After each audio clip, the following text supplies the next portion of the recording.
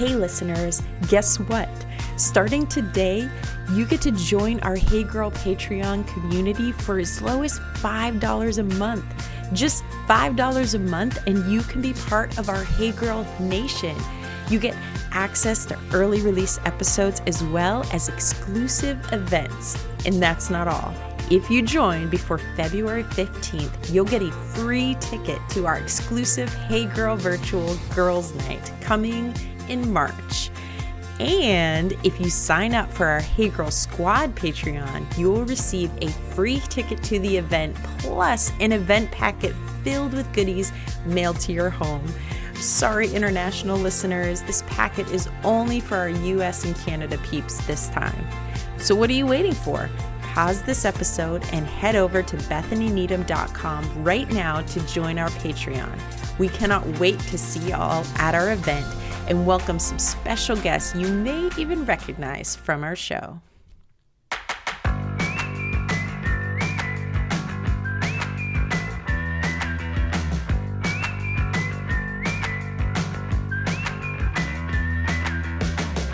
Welcome to Season 5 of the Hey Girl Podcast with your host and my mom, Bethany Needham. This season, we get to hear from some incredible new guests, and we're bringing back some of our faves. Each guest will share their story of running their race in their place, and we hope they inspire you to do the same. If you want more information or to connect with my mom, go follow our new Instagram at HeyGirlGram, friend us on Facebook at HeyGirlPod, or even better, join our brand new Patreon to get bonus materials, hang with my mom, and you get to help Hey Girl continue to grow and reach more people. That's pretty cool. All right, time to grab that seltzer and maybe a tissue box just in case. Here's my mom. Hey listeners, and welcome back to another episode of the Hey Girl Podcast. All right, this week we're about to break one of our records, which is that we not only have a guy on the podcast today, which we've done before, but today we're busting through it and we have two guys joining us. I am telling you, you do not want to miss this episode. Drew and Emmanuel, we came across this book, Congo Soul, where Drew writes out basically Emmanuel's real life story. The tagline, how a once barefoot refugee delivered hope, faith, and 20,000 pairs of shoes, just grabbed my attention. Y'all, if you have not read this book, you need to go pick it up. But I think the thing that resonated with me and why it was so fun to sit down with Drew and Emmanuel and hear from them in this interview is I am someone that loves to hear stories, and obviously through Hey Girl to share those stories or have people share their own stories. So it was neat to meet Drew, who has had this passion to write stories, and for him to come across Emmanuel, hear his story, and then just feel really called to write that down, to put it into the hands of other people, that this story could inspire who knows how many people through this book. And so it's a unique interview. We have both of them. We have Drew, our author. We've got Emmanuel, who he's going to share a lot about his story, but it barely scratches the surface of what you can find out reading the book. So listen to today's episode. I hope that you're encouraged. And then please, please, please go pick up the book.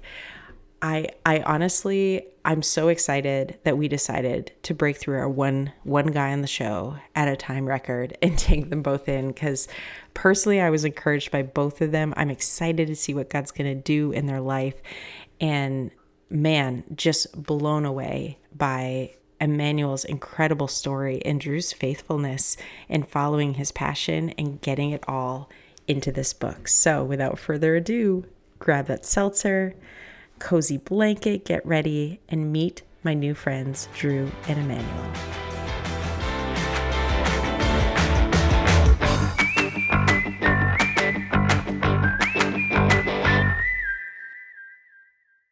Okay, listeners, welcome back this week to the Hey Girl Podcast. And this is a first time for the podcast.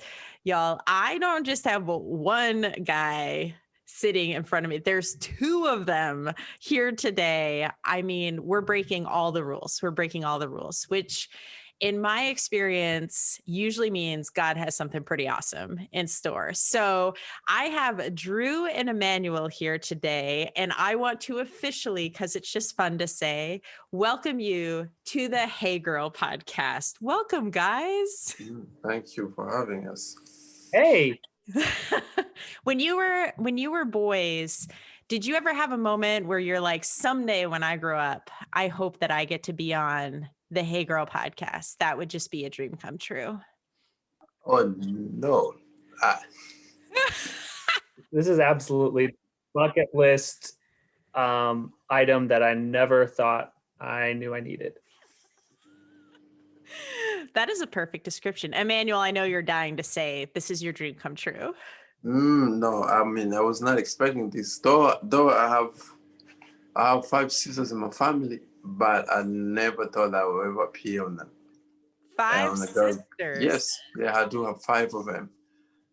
But I never thought I would ever appear on a show like this. So this is different. Your life has been a preparation for this. Your sisters will be so proud. Well, I often like to say kind of what brought me here today. And it's just a short story. I'm meeting you for the first time via Zoom. We're about as socially distant as you can be because we're all spread out. But you came recommended through a friend of mine. And so I'm excited because I'm getting to hear your stories for the first time today. Excited for our listeners when they get to hear. So why don't we start, Drew? I'm going to put you on the spot and have you introduce yourself and tell us a little bit about yourself. Thanks so much for having us on. Like I said, this is an exciting opportunity and one that I never thought I'd want to be on so much. But now that I'm here, it feels really great. So I'm Drew. The short version is I'm a writer, or more broadly, I like to call myself a storyteller.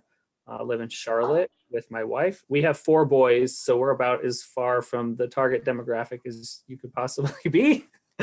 But yeah, I do a lot of communications work professionally, and then I'm really passionate about telling very poignant stories, stories that really kind of that really just portray kind of what it means to be human, and that really gets into the nitty gritties of life. And very recently, in the last few years of my life, I was able to get connected to Emmanuel, and that really opened a huge door for me to help him tell his story. And it's really about his story. This is my first published book, a book called Congo Soul: How a Once Barefoot Refugee Delivered Hope, Faith, and 20,000 Pairs of Shoes. But yeah, I do some other cool stuff as well. I'm always writing books and movies and hoping to just tell a good story. That's awesome. And you're in the Carolinas, right? Yep. Charlotte, North Carolina. Beautiful city. Love it. You don't really have a Southern accent, or am I just not hearing it? I am a Midwesterner by birth, part ways Texas and Chicago. Okay. So you're just all mixed up. Oh yeah. I'm a transplant, but I love it here. So. Awesome. Well, Emmanuel, obviously, as Drew mentioned, part of this is going to be talking about this book where he shares part of your story. But why don't you take some time and introduce yourself and share some of your story with us today?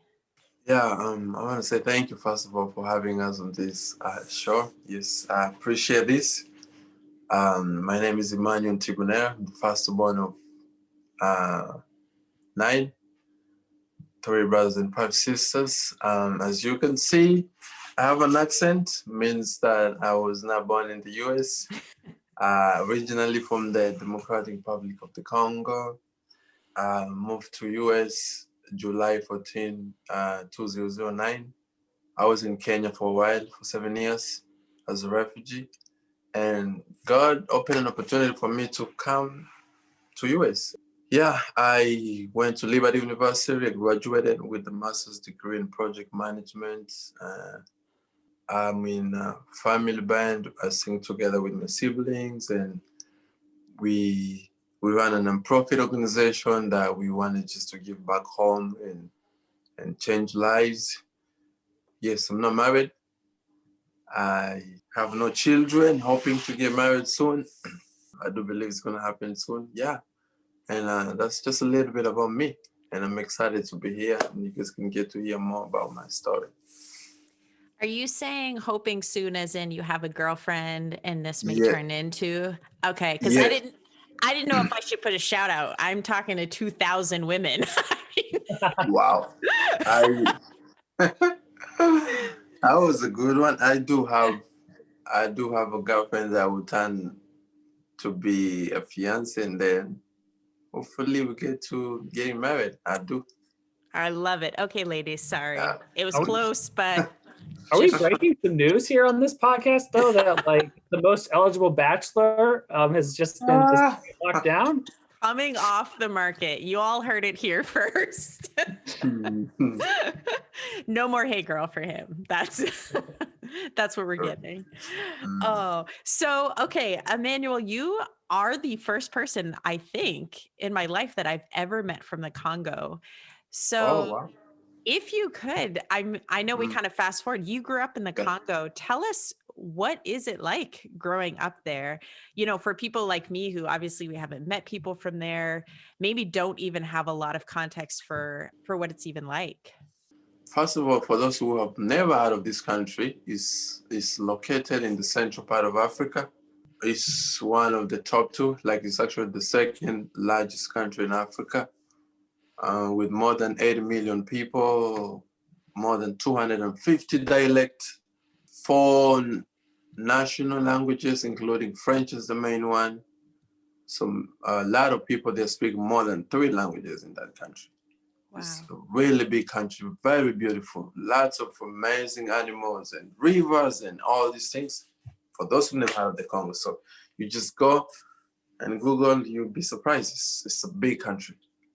Yeah, life in Congo is, you know, I was born there, and I'll say I lived just like a normal child, and went to school, you know, watched TV at some point, just like a normal child, you know, but things change.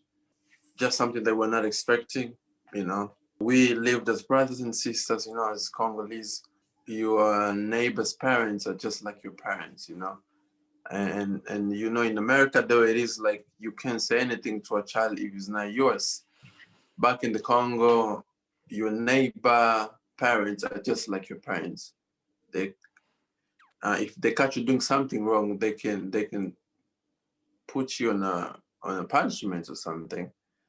It's just how they live. We share things. We love each other. It's that culture. We don't have much of individuality in the Congo. It's more of a family, and so that's the environment to grow up in. Just a loving environment. And for those, you know, it's a little bit different. Congo is not as developed as America is, but we enjoyed the life we had, you know, as normal kids. But the problem we lacked is peace, you know, having to live in a country where you don't know if you're going to see tomorrow, or you don't know if your siblings or family members will make it to the following day. So you're more like migrating from one place to another, you know, becoming internally displaced in your own land, becoming refugees in your own land. So that's been a life where I grew up in that situation where today I'm here, tomorrow I'm here. Just struggling to find the person I was, trying to find my identity and where do I belong. So that's the life of a child in Congo. Fear every day, afraid that you can get abducted. You could be working for rebels, or you could be kidnapped and disappear. And it's just, that's the life of fear. And that's the life we grew up in. That's the life of a child in Congo.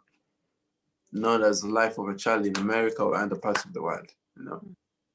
Yeah.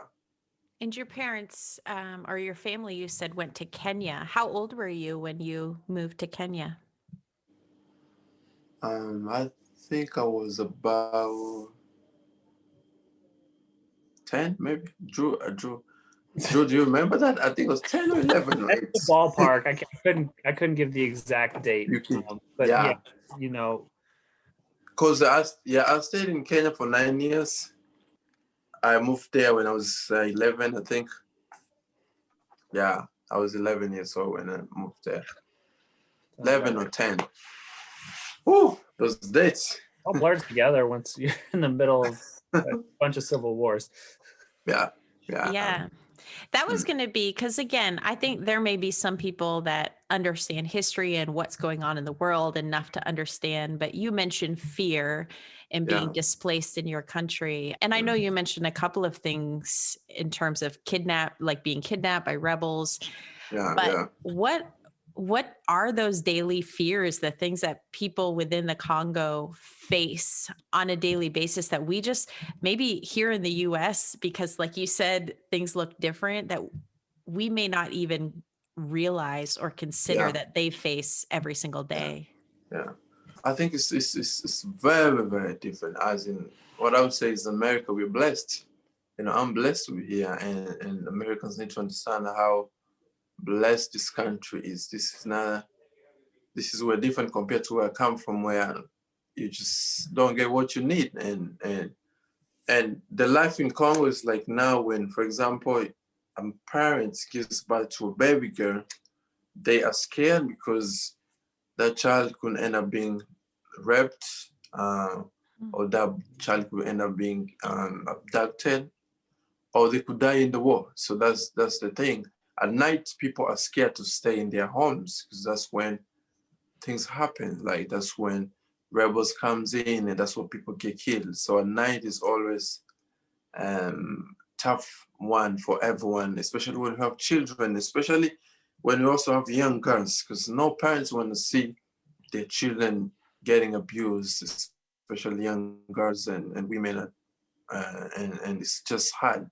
So in Congo, it became to a point where we worry about so many things. There's no clean water. There's no food to eat. You can't even go to school no more. Security is not, you are not safe with your parents or your siblings. And compared to those things in America where we have some of those things, where, here is like, it's not that hard to get a meal. It's not that hard to lack a proper footwear, like a simple thing as shoes. It's at least we have security here. We have no fear of getting killed. So those are the blessings that are here in America, and you can go there and probably get a job or something. The opportunities are here. But back in the Congo, it's not like that. So that's the difference here, where there is, and once there's no peace, there's no development. And when there's no peace, nothing can happen in a country like that. So it's just been more of like, well, we stay at one place for 3 months or 4 months, and then something happens again that you have to move. So that life of moving from one place to another for Congolese is normal, and that makes it so hard for so many people. And that's the life I grew up in. That means went for days without meals, seeing lives being taken away, your friends and family members, and you are just staying alive because it's just keeping you safe. So that's the life in Congo until when we had to leave to another country.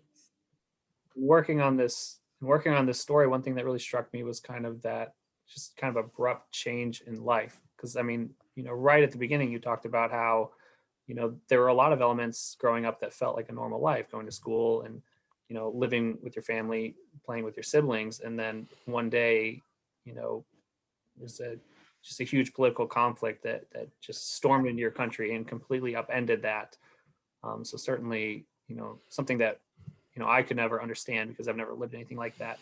But even in your normal life, one thing that I think, don't take for granted, that I think people might not realize, is you didn't even have a pair of shoes. Like, it was normal life for you. You were playing with your siblings, you're going to school, but all this time you weren't wearing shoes. For us, normal life obviously is maybe having 3, 4, 5 pairs. And so I was actually, as part of my stalking, reading your Christianity. I think it's Christianity Today. They did an article, and it actually talked about that. Like, why is it important for kids to have shoes? And honestly, I've never, I don't think I fully appreciated the importance of shoes for kids in the Congo, I mean, all around the world. But can you, either Emmanuel or Drew, speak to that? Like, because we're going to obviously get into that in this book and in this ministry that you're doing, but shoes in particular, what are the importance of shoes for kids? Shoes is very important to me. And being a child that grew up and without a pair of shoes, I got my first when I was 10 years old. And so shoes has been part of my life. Like I remember the excitement and the joy of getting my first pair of shoes. And it meant so much to me, you know, this just a feeling and that I had when they bought me a first pair of shoes. And someone that now live in a country where, you know, I'm able to get at least 5 or 6 pairs of shoes. Now I'm comparing now the life that I had and knowing that there's so many children back in the Congo and some parts in Africa where they, you know, they cannot afford a pair of shoes. You know, it's a simple thing, but it has a deeper meaning where you're restoring hope, dignity to these people. It's not only children, even people, even mature people as well. So the trip 2015 made a big difference in my life because I know these people in the Congo who are still going through, suffering from these infections that are caused by jiggers, the small parasites that enters your toes. This is very common in Congo. And these are the issues where, these are things where they are neglected because they think it's just a small thing, but in reality it's not. Children are not able to go to school, and even parents are not able, or some of them getting amputated because of the infections. It's terrible. And so I know during the refugee life, we went to the village and we had some jiggers too, because they have shoes on and we're living in a very dirty environment. So we got the jiggers. I had one on my knees and my toes as well. So this is real. So 2015, I went there and I saw the children even in the city who are going through the same pain. You know, you could look down on their toes and see like, oh man, this is horrible. That's when I came back and we launched a campaign collecting shoes because we saw a need. So shoes for me is a big deal, and knowing that, you know, I even asked God, what can I do, you know, to do something for my country? That was in like 2015, and God was like, just start collecting shoes. You know, provide shoes to these children and help them so they can be able to walk again and be free. And that's how the whole shoes thing started. So shoes for me means so much to me because we're restoring dignity, we're restoring hope and freedom, and they can able to walk freely on contaminated soil without fear. And especially the young children, knowing that the jiggers are even here, their elbows, on their toes, on their knees, and it's very emotional. And then when I look at that and compare of how much we have, you know, I looked at myself. First of all, I'm like, now me in America, I have shoes. I have to, you know, to walk barefoot no more. And even if in America I walk barefoot, I'm not gonna have these infections because we still live in a clean environment. So I looked at me and the shoes that I have in the closet that I don't wear, I was like, you know what? There's people back there who cannot even afford a single pair of shoes. Then I remember my story of me lacking a pair of shoes when I was a refugee in Kenya, that I had to kneel down and pray, asking God to provide shoes for me. I just a new brand pair of shoes. And God touched somebody, brought me a pair of shoes, you know? And all that put together, and then I was like, you know what? I'm going to start collecting shoes. And without knowing that the prayers that I prayed so many years back as a refugee, that would turn out to be me now providing shoes to children in the Congo. You know, I didn't know that. But I lacked and I prayed and I went on my knees and I was like, God, I need a new pair of shoes, you know? And here I am helping and delivering thousands and thousands of shoes to children in Congo. You know, my greatest joy is seeing these children getting up on their feet, healed from those infections, and be able to walk or go to school and get out of their homes and do something. At this moment, I'm just going to bring this up. I'm putting together a Christmas party for people with the jiggers. It's very, very unique. You know, these people, we are working with Chibuga village. These people have never celebrated Christmas. We have a family of about 6 people that everybody has these jiggers. The parents have given up, and the children, 2, 3 years, 4 years old with the infections, they're just sleeping on the rug on the floor that is dirty.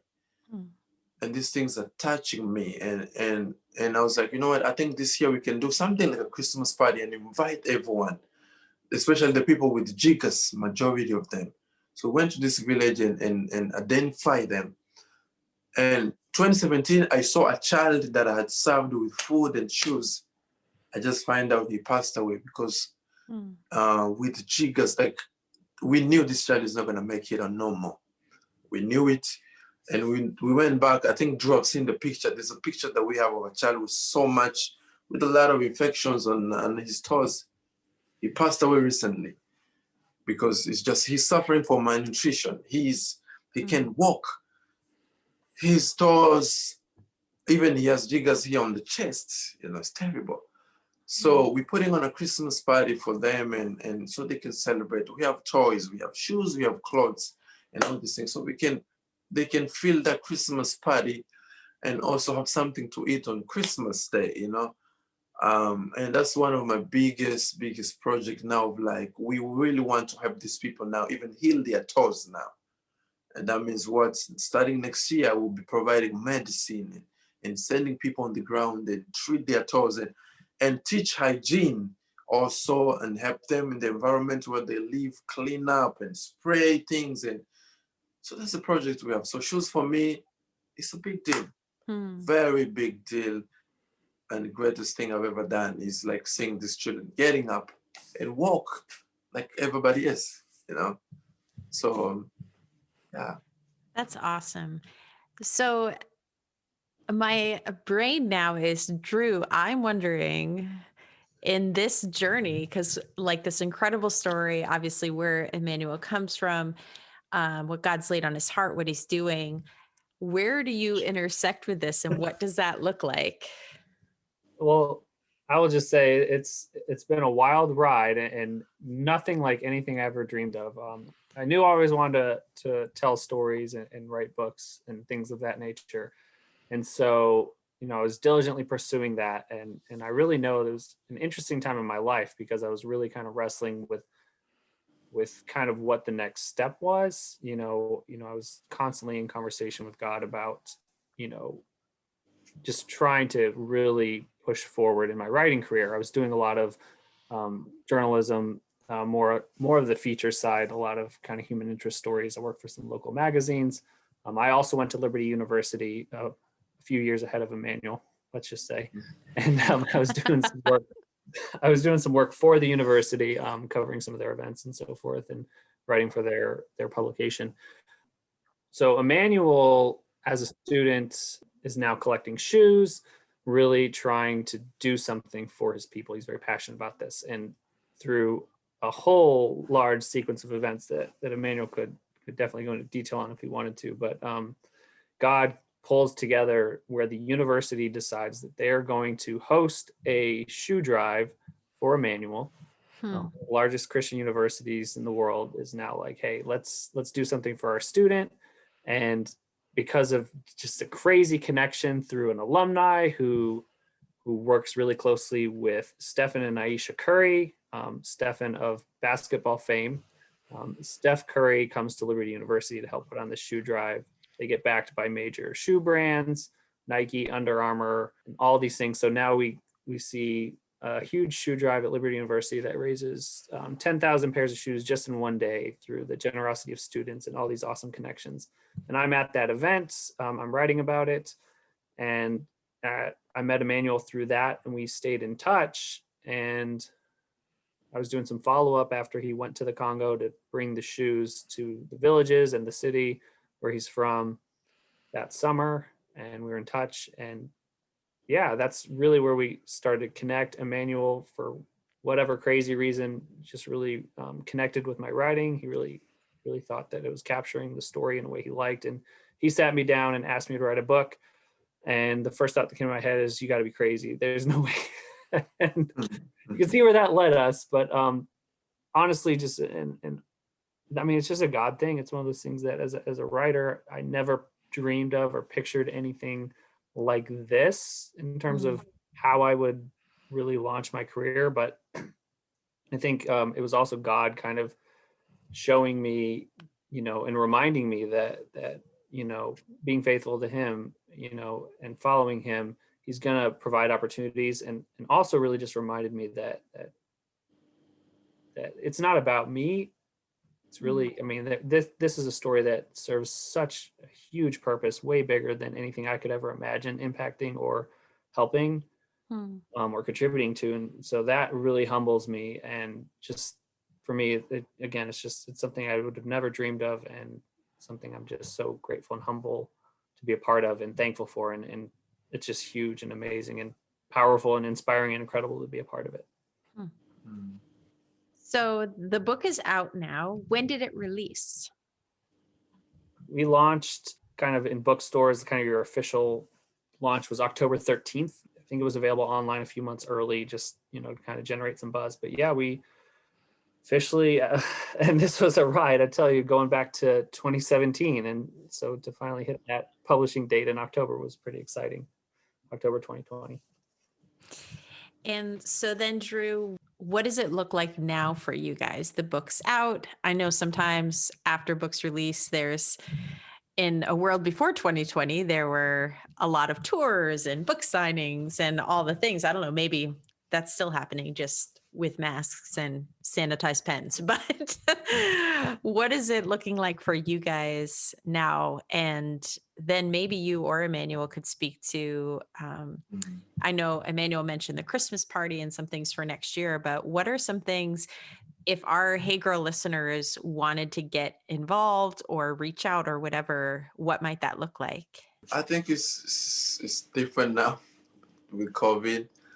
I was so excited to get on a tour when the book was released, and COVID has really restricted and limited us in so many ways. And so most of the time I'm doing these talk shows and few invitation here and there, but I believe hopefully 2021 I'm ready to get on the road and do lots of tour and talk more about the book.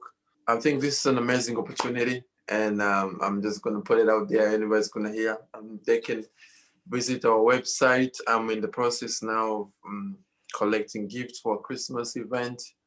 It's going to happen in Congo. I'm not going in the Congo, but we have a team there that is doing the work, and we're hoping to be able to feed more than 100 families. Majority of these people have the infections and really bad condition. And we're going to feed them with food, and we have like 1 day of event where they're going to come from the village. We're going to go get them, bring them to the place where we're hosting this event, and we'll have like comedians and making them smile and laugh. I know some of them can't walk, they'll just be on the floor. We are going to serve them food. We have a lot of stuffed animals. We're going to wrap them and give them as a gift, and shoes and clothes as well. And also we're going to have them have food to take when they go back to their villages, so that they can celebrate Christmas in their homes as well, because we are doing this on the 23rd. Then they can have something, celebrate Christmas and also New Year. So if people want to be involved, they can go to our website, which probably going to have a link, ntibonerafoundation.org, and make a donation of whatever amount of money God blesses with. And we'll take the money, and then we're going to send them, because we need to buy lots of things for these people, especially food, like for them. Yeah, so people are welcome to contribute. You don't have to go to Congo to make a difference, but you can make a donation and support the people on the ground who are doing the work. And right now I'm waiting for an invitation, more church invitation, more whatever, any talk shows and anything. And that way we can spread the message and get the awareness that we need and help people get to hear our story and the impact we are making for Congo. So yeah, that's where we are at this point. That's awesome. Yeah. How about from you, Drew? Anything to add? Well, I would just say, certainly some of our plans for going around and promoting the book in person were paused. I would not say they were canceled. Certainly looking forward to getting out and spreading the word. We have had a couple of events. We did a socially distant launch party in Nashville, which was a nice way to kick off the book. Emmanuel's had a few nice speaking opportunities, and even some digital ones where he was able to record a message and broadcast it on the internet. So we're really thankful and grateful for that. Incredible opportunity for Emmanuel to do the one-on-one interview with Christianity Today. We're in the December 2020 issue, which was really, really cool to see just that opportunity. And so I think now Emmanuel's kind of aligning all of his contacts and hopefully going to do some in-person church events once it's safe and responsible to do so. And really looking forward to seeing him get out there, go to different cities and really spread the message. And I will say his in-person events are an experience that we really want to really savor, because his family is very musical. They lead praise and worship. They're very spirited and active. They're very good on stage, and just the passionate storytelling you'll get from that is certainly something.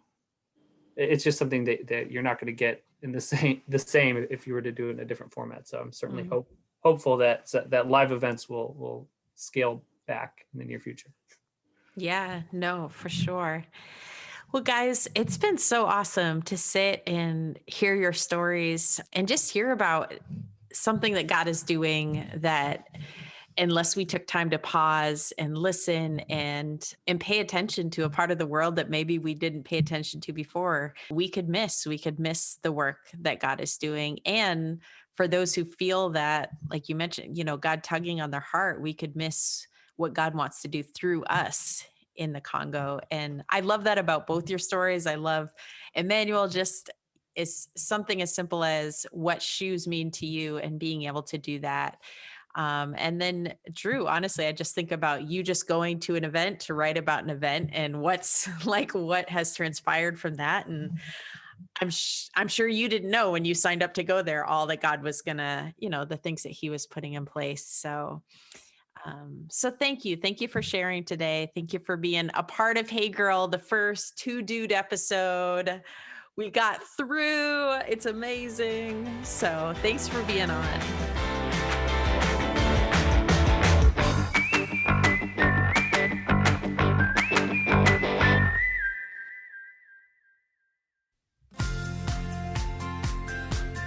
Hey listeners, guess what? Starting today, you get to join our Hey Girl Patreon community for as low as $5 a month. Just $5 a month, and you can be part of our Hey Girl Nation. You get access to early release episodes as well as exclusive events. And that's not all.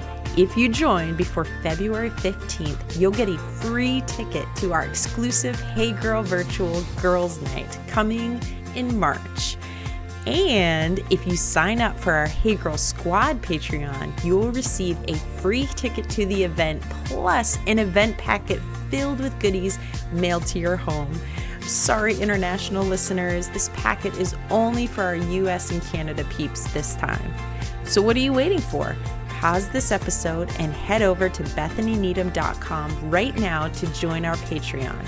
We cannot wait to see y'all at our event and welcome some special guests you may even recognize from our show.